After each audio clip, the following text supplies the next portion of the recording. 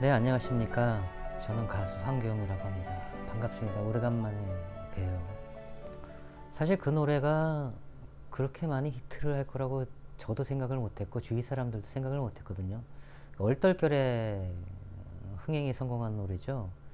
처음에 이제 가을에 녹음을 끝내고 겨울에 홍보를 하러 다니는데 주위의 모든 사람들이나 방송 관계자들이 노래도 안 좋고 가사도 안 좋다고 해서 굉장히 낙심을 했는데 한 5월 달부터 홍보도 없이 어떻게 저변에서 이렇게 뜨게 돼서 저도 갑자기 TV에서 제 노래가 그 차트에 진입 10위권 안에 들어간 걸 제가 누워서 그 집에서 시청을 했거든요. 저도 깜짝 놀랐고 그 이후에는 정말 정신없이 보냈어요.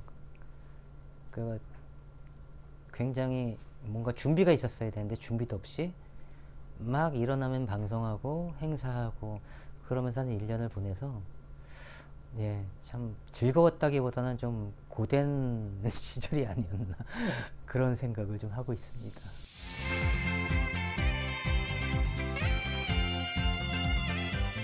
이 세상 위에 내가 있고 나를 사랑해주는 나의 사람들과 나의 길을 가고 싶어 많이 힘들고 외로웠지 그건 연습일 뿐이야 넘어지진 않을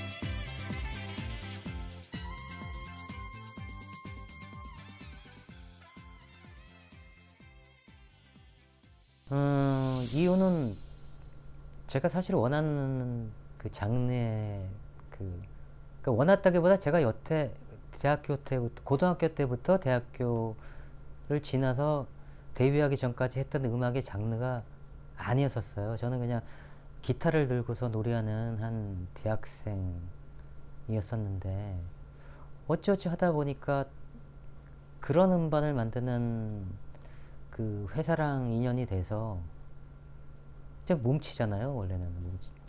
그러다 보니까 그 노래가 결코 애정을 가질 수는 없었죠.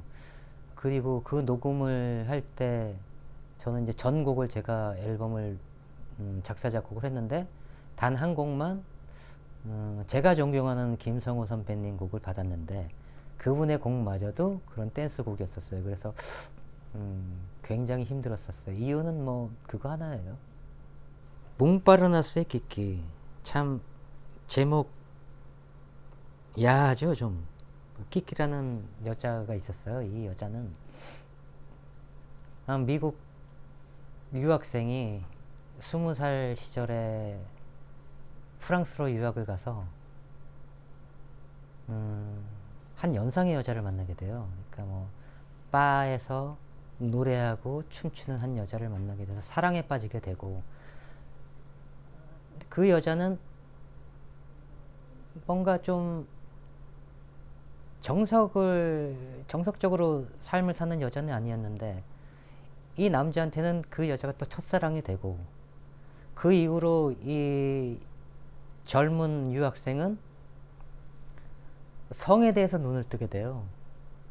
아마 이 남자한테는 굉장히 첫사랑이었으니까.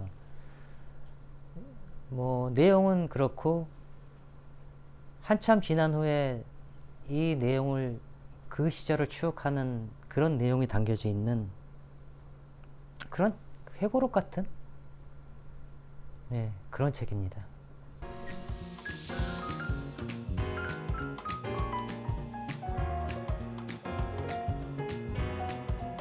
음, 1920년대 프랑스를 상상을 해보면은 우리 영화에서 볼 수 있잖아요. 굉장히 지금과는 몹시 다른 그 미니멀한 인생을 살고 뭐 그런 시절이었었는데 그 시절에 그 수많은 그 예술가들이 프랑스로 모여서 살고 혹은 어떤 예술가는 미국에서 건너와가지고 프랑스에서 생을 마감하는 뭐 그런 시절에 그 프랑스가 굉장히 예술적으로 부흥하던 그런 시기가 1920년대였었는데 그 유명한 사진작가 혹은 해밍웨이 같은 그런 소설가 혹은 피카소 같은 그런 화가들과 같이 교류를 하면서 그들의 영감을 주고 그들은 그 끼끼라는 그 여자를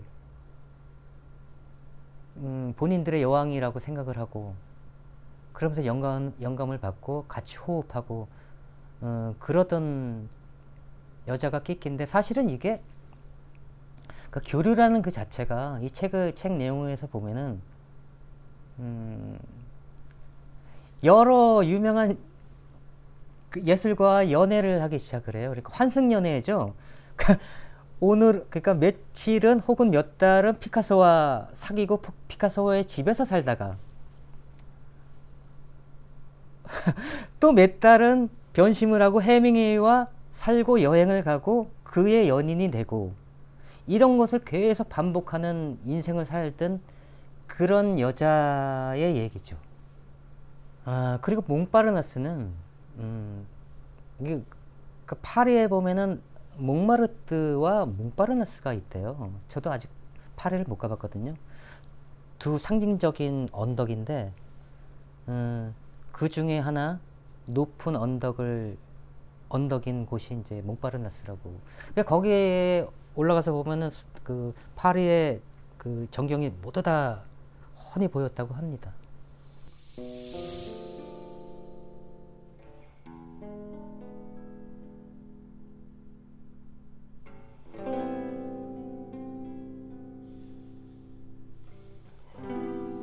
Fly me to the moon and let me play among the stars. Let me see what's springing right home in Jupiter and Mars. In other words,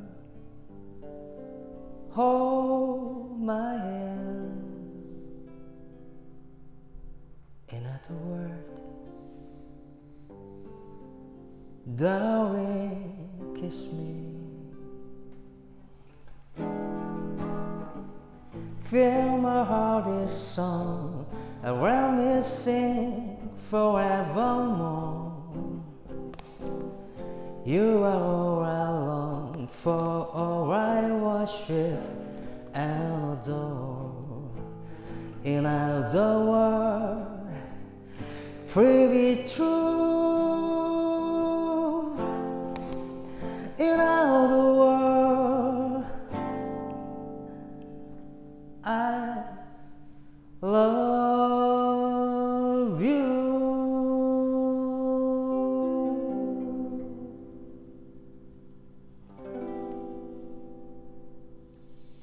제가 어릴 때 조그만 소도시에서 자랐거든요. 그때 왠지 모르지만 그 학창 시절에는 그 보수적인 그런 어른들이 너무 많았어요. 그러니까 쉽게 말하면 저도 어릴 때 그 시절에 이제 스쿨 밴드도 하고 그냥 굉장히 건전하게 우리는 모여서 이제 음악만 했을 뿐인데 그게 무슨 잘못이냐 처벌을 받고 해체를 하고 의기소침해 있고 그런 시절에 한 줄기 빛과 같은 하나의 나의 그 동경의 대상이었던 것 같아요. 이 책을 읽고서는 굉장히 자유분방한 한 여인의 인생을 보면서 나도 저렇게 살고 싶은데 내 주위에는 왜 모든 게 안 된다 그럴까? 이건 안 돼, 저건 안 돼 라고 얘기하는 그 어른들 혹 선생님들 굉장히 답답했던 그 시절이었었거든요. 그때 이 책을 이불 속에서 베개를 베고서 정말 빠져들듯이 읽었어요. 그러다 보니까 그 시절에 저한테 위안이 됐었고 그 이후에도 정말 이 소설의 내용은 저의 머리를 떠나지 못했어요. 처음에는 그렇게 소중한 줄을 몰랐는데 제가 대학을 입학하고 나서 계속 이 책이 제 머릿속 안에 있더라고요. 그만큼 저에게는 굉장히 소중한 한 추억의 한 부분이었던 것 같아요. 그리고 이제 그 유명한 해밍웨이는 끼끼에 대해서 이렇게 말을 하거든요. 파리가 예술가들의 고향이었다면 끼끼는 그들이 그리워하는 고향의 모든 것이었다. 예술가들은 그 예술적 토양에서 명성의 공물을 거두었고 그 명성의 집으로 비틀거리며 살다 작고했지만 아무것도 소유하지 않았던 끼끼는 홀가분하게 살다 홀가분하게 죽었다. 이런 얘기를 남겼죠. 사실 뭐 이 소설 속에 정확하게 표현된 거는 교육받지 않은 그냥 생각나는 대로 그리고 즉흥적인 자기 감정을 표현하는 아마 컬트적인 요소들이 많은 작품이었었는데 워낙 유명한 예술가들과 교류를 하고 같이 삶을 공유하다 보니까 이미 그녀의 눈높이는 높아지지 않았을까라는 생각이 들어서 그녀에게 이미 기본적인 무슨 그림의 공부는 필요치 않고 그냥 뜨거운 열정 속에서 만들어낸 그런 프로그레시브하고 그냥 컬트적인 그런 요소들이 이미 예술가들한테는 그냥 인정을 받았던 것 같아요.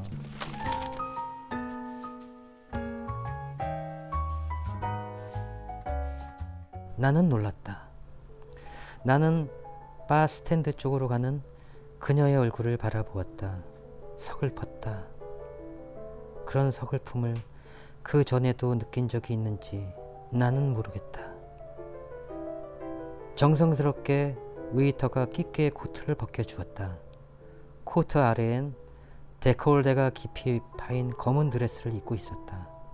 그녀는 조금 살쪄 있었다.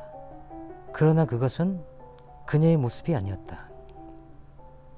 그녀의 몸은 잔인하게 변해 있었다. 얼굴도 그랬다. 끼끼의 얼굴은 나이로 일그러져 있었다.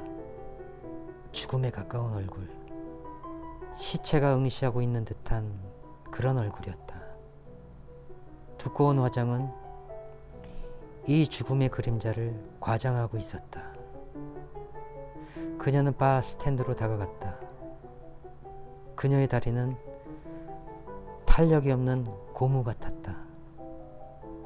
그리고 피아니스트에게 고개를 끄덕여 보았다. 그가 연주를 시작했다. 바 안에 몇 명이나 되는 손님들이 갈채를 보냈다. 끼끼는 애써 지은 미소로 역에 답하고 노래를 시작했다. 나는 눈을 감았다. 내 기억에 남아있는 노래였다. 그녀의 목소리는 아직 비벼대는 듯한 매력을 잃지 않고 있었다. 그러나 귀에 익은 가사는 공허했다. 의미를 잃어버린 노래였다. 노래가 끝나기 직전 그녀의 목소리가 부드러움과 습기를 더하면서 단어의 모서리를 비벼대었다. 다시 한번 곳곳에서 박수 소리가 났다. 웨이터가 바 스탠드에서 허리를 구부리고 끼끼의 귀에 대고 무엇인가 속삭였다. 끼끼가 내 쪽을 바라보았다. 끼끼는 진지했다. 이윽고 바 스탠드에서 일어선 끼끼가 내 테이블로 걸어왔다. 나는 일어섰다. 끼끼가 가까이 오자 나는 그녀 눈 주위에 진한 마스카라와 유령처럼 화장한 그 얼굴을 바라보았다. 끼끼가 웃었다. 내 노래를 들으러 오셨다고? 끼끼의 목소리는 여전히 녹슬어 있었고 그녀의 숨결에서 술 냄새가 풍겼다. 미국 양반? 내가 고개를 끄덕거렸다. 그렇습니다. 미국인입니다. 나는 끼끼가 처음으로 이렇게 말을 걸던 때를 생각하면서 대답했다. 나 미국인들에게 반했죠. 끼끼가 말했다. 그녀의 표정은 유쾌해 보이지는 않았다. 끼끼의 눈이 내 테이블 위에 샴페인 통을 바라보았다. 같이 해도 좋아요? 물론입니다. 내가 대답하자 끼끼는 내 옆 의자에 앉았다. 내가 웨이터에게 손짓했다. 그러나 그는 이미 3잔을 들고 내 옆에 와 있었다. 우리는 샴페인을 부어 건배했다. 끼끼가 내 얼굴을 자세히 바라보았다. 우리 아는 사이인가요? 나는 한순간 망설였지만 곧 이렇게 대답했다. 아닙니다. 하지만 웨이터 말로는 제 말은 나는 말을 더듬었다. 옛날 르조크에서 당신의 노래를 들었다는 겁니다. 그게 언제였죠? 20년대. 그리고는 파리에 처음 온 건가요? 그렇습니다.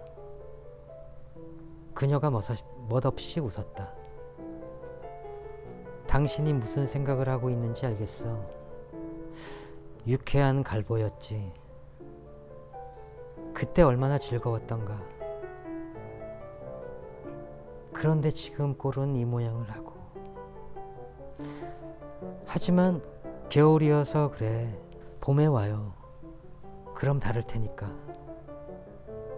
갑자기 그녀가 어린아이처럼 팔을 벌리고 새가 날개짓하는 신용을 했다. 끼끼를 만난 후 30년이 지나고 다시 그 자리에 갔을 때 다 늙은 끼끼를 만나게 돼요. 하지만 끼끼는 본인을 알아보지 못하고 나는 끼끼가 너무 망가져 버리고 추하게 늙어버린 모습에 굉장히 실망을 하게 되거든요. 여기서 사람과의 만남, 그리고 기록하지 않은 정확치 않은 그런 추억에 대한 그런 생각을 하게 되거든요. 그 생각이 몇십 년 동안 제 머릿속에서 떠나질 않았네요. 그 시절에 굉장히 저는 사춘기였었어요. 사춘기에 이랬을 때는 이 여자에 대한 그런 성적 혹심, 혹은 그 연상의 여인에 대한 그런 무한 동경?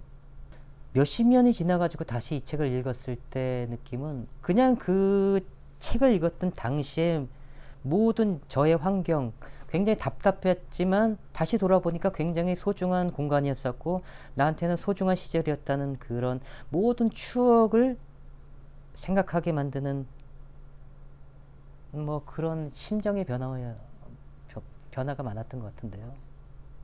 요즘은 다시 공부를 하고 있어요. 제가 이제 20대 음악 공부를 많이 했지만 또 몇십 년 사이에는 또 활동도 하고 그러느라고 공부를 많이 못해서 이제는 다시 음악 공부를 하고 있고, 그리고 작년 여름부터 이제 러닝을 시작을 했어요. 제가 좀 건강하게 좀 살고 싶어서 뛰다 걷다 이런 운동을 좀 하고, 그리고 여행 다니고 좀 약간은 지금 휴식을 하고 있다. 뭐 그게 맞는 얘기인 것 같은데요.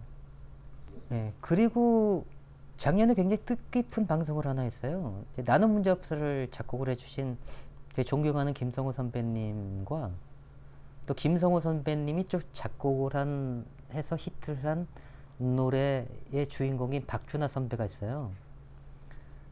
박준하 선배님 이제 작년에 처음 뵙고 그 세 분이랑 같이 방송을 했는데 굉장히 저한테 뜻깊은 자리였던 것 같고 다시 그 시절로 돌아가지 않았나. 앞으로는 좀 박준하 선배님도 이제 연락하면서 좀 친하게 지내기 시작을 하고 그랬던 것 같아요. 참 재밌었네요. 그리고 지금 나의 인생 책 이야기 출연 중입니다. 저의 그런 경험을 이야기할 수 있어서 정말 감사한 프로그램입니다. 여러분들께서는 지금 나의 인생 책 이야기를 시청하고 계십니다. MGTV.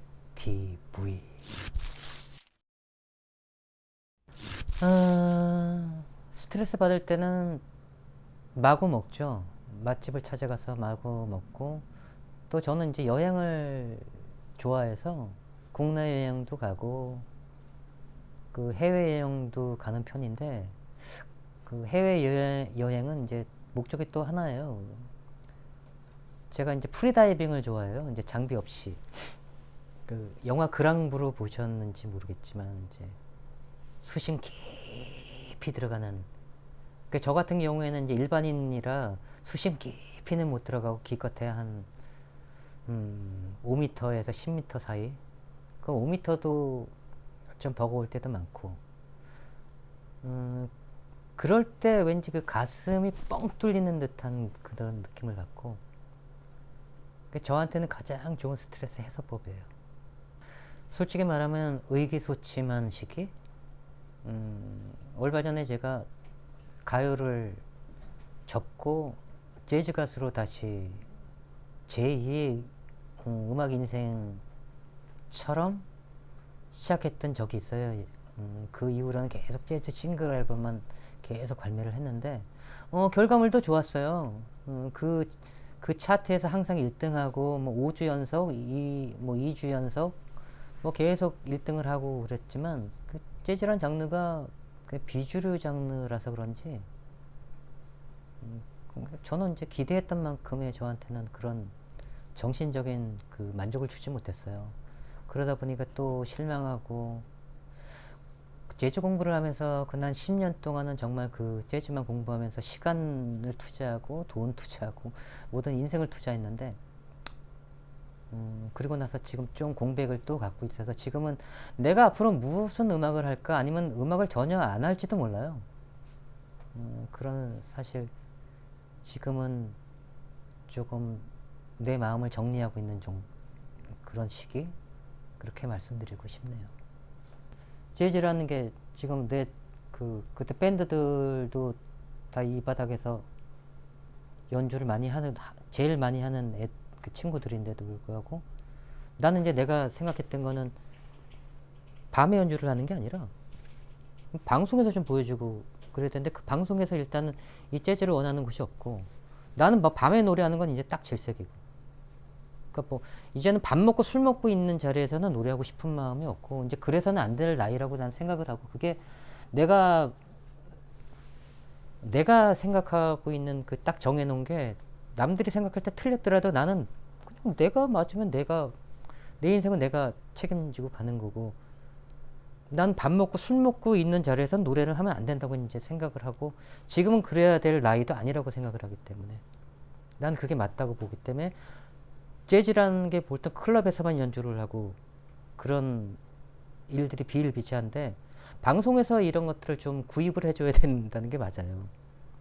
그러니까 너무 사람들한테 그 편식을 시킨다 그러잖아요. 음악도 유행하는 음악 요즘은 이제 아이돌, 케이팝 말이 좋아서 케이팝이지 케이팝 중에서 나이가 든 사람의 음악은 없어요. 이미 어리고 이런 친구들 그 아이돌 음악의 주가 돼 있는 게 케이팝이잖아요. 그보다 약간 나이가 많은 사람들의 그런 가수들의 음악은 케이팝에 없습니다. 이게. 그게 문제인 것 같아요. 공통점이 있더라고요. 사실은 그 어릴 때 처음 이걸 때는 공통점이 없었죠. 근데 지금 이제 수십 년이 지나고 다시 생각을 해보니까 끼끼도 불꽃같이 살다간 인생이었고 저도 그 20대에 굉장히 불꽃 같은 인생을 살았어요. 저의 전성기는 나는 문제없어가 히트를 해서 돈을 많이 벌고 여러분들의 사랑을 받을 때가 전혀 아니에요. 그 직전도 아니고 사실은 대학교 다니면서 이태원을 주로 무대로 하면서 라이브 카페에서 노래를 하면서 유명한 선배님들도 많이 만나고 그 선배님들과 교류를 하면서 음악 공부도 하게 되고 그리고 같이 친했던 친구들 그 이태원에서 친했던 친구들이 다 유명해졌어요.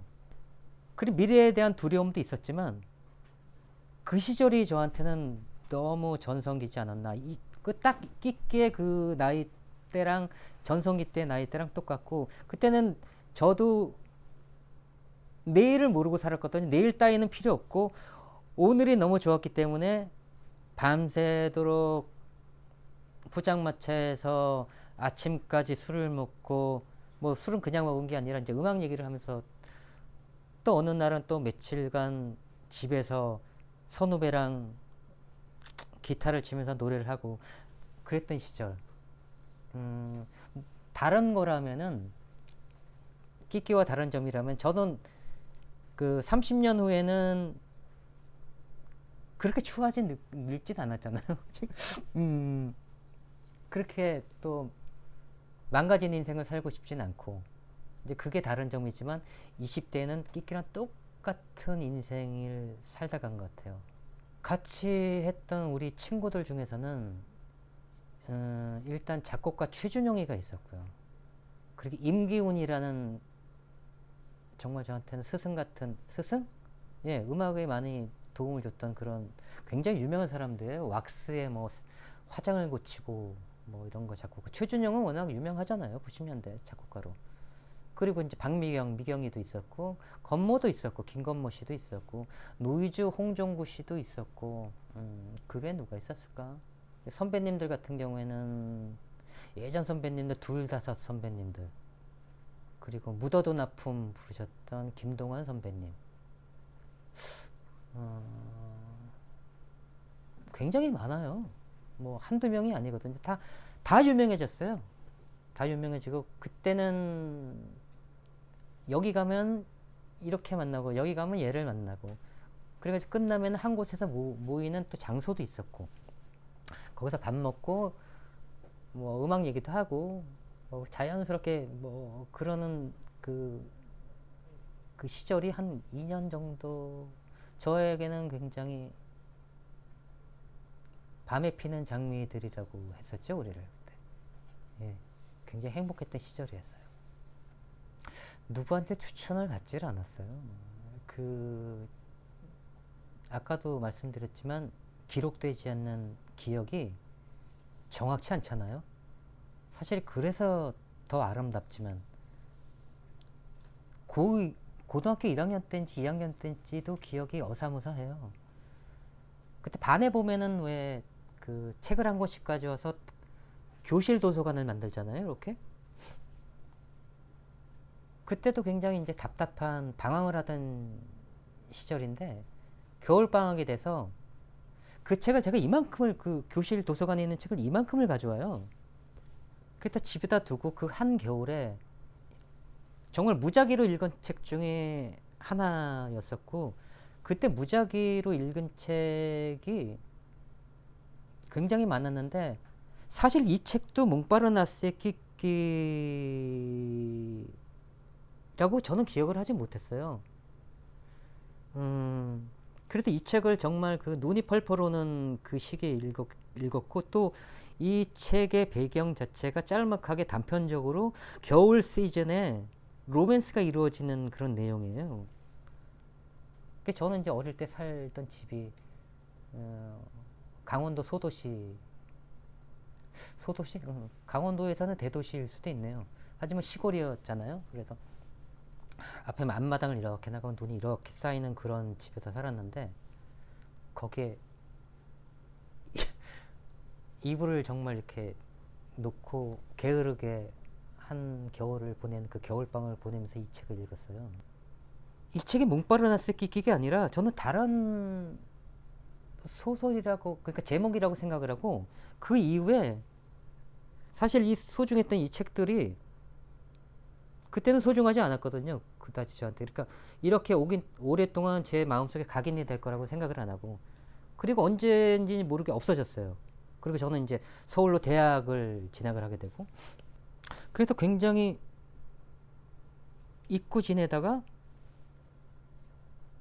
제가 작곡을 시작을 하면서 문득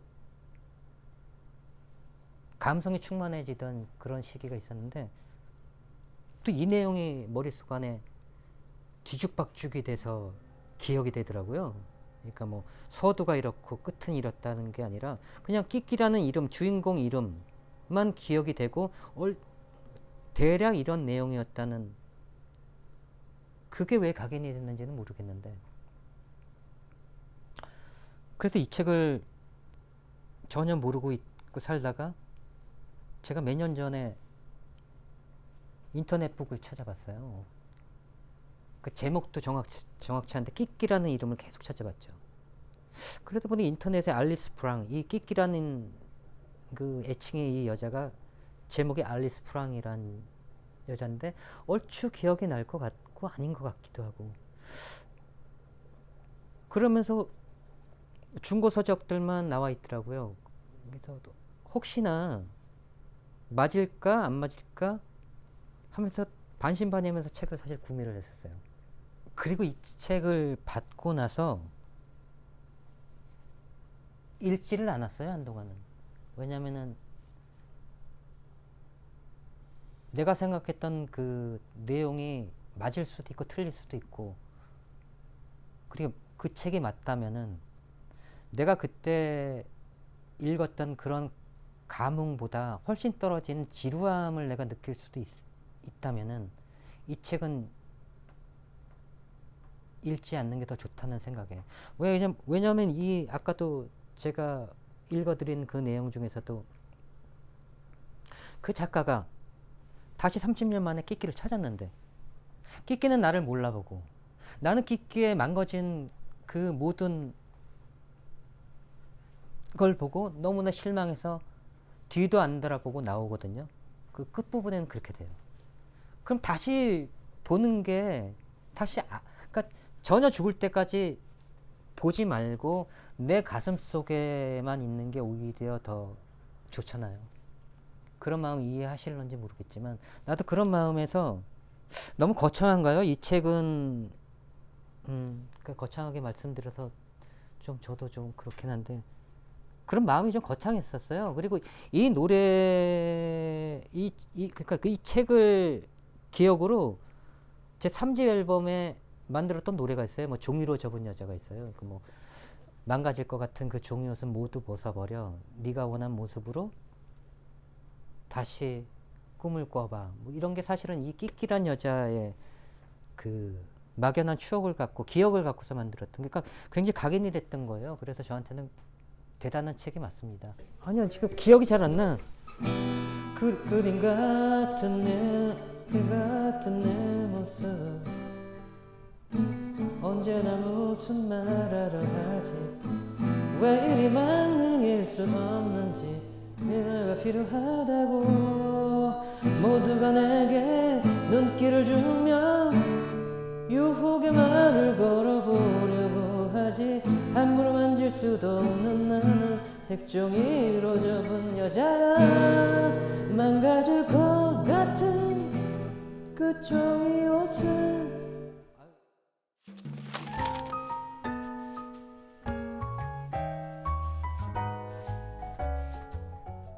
몽파르나스와 내 사랑 끼끼에 관한 이야기라면 무엇이든 적어 보내왔다. 그의 편지로 나는 끼끼가 마침내 끼끼의 집이라는 캬바레를 열었고 그것은 손님들이 모여 당시의 유행가 입술은 안 돼요 그리고 티틴니를 찾습니다를 부르며 춤을 추는 파리의 명소가 되었다고 전했다. 끼끼는 모델을 포기하지 않았다. 영화계에서도 교섭이 있어서 평범한 프랑스 영화에 출연하게 됐다. 이로써 미국 영화사에서도 그녀를 초청하여 카메라 테스트를 받게 했다.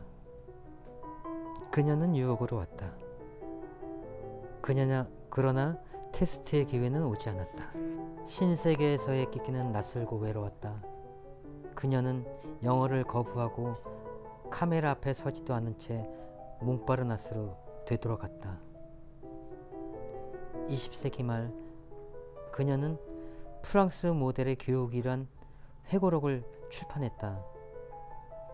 이 회고록에서 그녀는 부르고뉴의 소녀 시절, 몽파르나스에서의 모험, 그리고 모델로서의 체험을 말했다. 쥘르는 그녀의 고백이 실린 신문을 보내주었다. 나는 아이러니컬한 일이지만 이본노와 마띠뇽 교수가 잘 살고 있는가도 궁금했다. 그래서 나는 한 외국인 유학생과 바람난 아내를 가진 교수 이야기를 조심스럽게 읽었다. 그러나 그녀는 내게도 해준 적이 있는 전혀 다른 이야기를 쓰고 있었다. 이 점은 끼끼에게 감사한다. 그녀는 나와의 이야기는 쓰지 않았던 것이었다. 결국 쥘르의 편지도 끊어졌다. 30년대 초의 일로 유럽은 황혼으로 물들고 있었다. 이 전면의 효과는 전 세계로 파급되었다. 경제적, 정신적 가치가 바뀌었다. 우리들의 시대는 끝났다고 해밍웨이는 썼다. 몽파르나스의 술집을 돌며 술 마시는 부류는 노동자로 바뀌었다. 술꾼들은 좋은 사람들이었고 결국 기질이 강한 부류임을 증명했다. 몽파르나스가 예전처럼 이렇게 산동네나 그렇지 않고 지금은 이제 높은 빌딩들이 있었다고 해요. 그리고 이제 전망대 같은 그런 관광 코스이기도 하고. 근데 몽마르트는 아직도 약간은 그 재래식 우리나라 인사동 생각하시면 되는데 좀 그렇게 돼 있다고 하는데, 저는 뭐 세느강을 거느려 보고 싶죠. 강변을 거느려 보고 싶고, 물론 몽파르나스는 당연히 가야 되겠죠. 제가 그렇게 애정하고 있는 이 책의 배경이 몽파르나스니까 거기서 야경을, 그 높은 곳에서 야경을 보면서 그 1920년대 끼끼와, 그리고 이 주인공, 이 소설을 쓰게 된 이 주인공은, 이 친구는 그 밤중에 이런 곳에서 이런 느낌으로 이 시기를 보냈구나 하면서 저도 한번 그렇게 공감을 해보고 싶습니다. 여러분들께서는 지금 나의 인생 책 이야기를 시청하고 계십니다. MGTV. 글쎄 딱히 추천을 왜냐면 이 책이 1979년도에 나왔던 책이더라고요. 지금은 중고서적에서 찾을 수가 없어요. 저도 운이 좋아서 찾았고, 그리고 또 제 친구가 또 하나를 더 찾았어요. 그리고 제 친구가 찾은 책이에요, 이게. 그리고 똑같은 책은 제 집에 있고.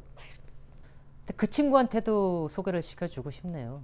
그 친구가 이제 읽었다고 하는데, 좀 지루하다고는 얘기를 하는데, 저는 이제 저와 닮은 그 누군가가 있다면 이 책을 추천해주고 싶고, 그리고 영화나 이제 뭐 이걸 영화화하고 싶은 사람들이 있으면은 그런 감독들한테 추천해주고 싶은데, 근데 이미 이 내용이 영화화돼서 나왔어요. 이 몽파르나스 끼끼가 뭐지? 이런 사람들은 저걸 보십시오. 미드나잇 인 파리. 이거 굉장히 유명하고 그 각본상도 받고 우디 알렌이 각본을 쓰고 감독까지 한 영화예요. 여러분들 다 아시잖아요. 굉장히 유명했던 영화잖아요. 유명한 영화고 흥행에 성공한 영화인데, 그냥 그 영화를 보세요. 그러면 이 끼끼란 여자가, 거기는 끼끼라고 안 돼 있고 아드리안는가 뭐 이렇게 표현이 돼 있어요. 그 배우가 굉장히 유명한 프랑스 배우예요. 에디트 피아프의 자서전 같은 영화에서도 주인공을 맡았던 여자고, 예전에 조니 뎁과 그 무슨 갱 영화에서도 나왔고, 하여튼 그 배우 이름은 제가 보면은 굉장히 유명한 배우. 아무튼 그 여자가 이제 끼끼의 역할을 맡았는데, 그때는 지금 이 책 안에서는, 책 이렇게 보면 이게 참 만레이란 그 소설 저 사진 작가가 원래 화가였다 사진 작가였던 이 사람이 찍어준 건데, 또 이 사람은 동거를 또 오래 했대요. 오래 살지는 않았지만, 그랬다가 또 환승을 해가지고 뭐 해밍웨이랑 살았는데, 그 영화상에서는 피카소의 여자로 나와요. 피카소의 여자로 나왔다가 피카소랑 바로 헤어지고 해밍웨이랑 붙어가지고 또 딴 데로 또 외국으로 또 여행을 가요. 여행 갔다가 바로 여행지에서 또 헤어지고. 그러니까 굉장히 그 어떻게 보면 난잡한 인생을 산 여인이었었는데, 그 영화도 그 난잡함을 그 우디 알렌이라는 그 천재 감독이 뭔가 고귀하게 표현을 해요. 그 여자 주인공을. 네, 이 내용을 알고 싶으시면은 그 영화를 보십시오. 몽파르나스의 끼끼는 나에게 무엇인가? 그 한마디로 한 줌의 구름? 한 줌의 구름은 굉장히 여러 가지를 내포하고 있는데, 옛사랑도 한 줌의 구름 안에 있고, 그리고 또한 그 구름을 보면 무한 상상을 하게 되잖아요. 하늘에 떠 있는. 그랬듯이 그냥 한 줌의 구름으로 저는 표현하겠습니다. 한 권의 책. 오늘 저는 무대보다 더 깊은 무대 속으로 들어갔다 나왔습니다. 몽파르나스의 끼끼. 이 책 한 권으로 저는 다시 예전의 추억과 만나게 되었습니다.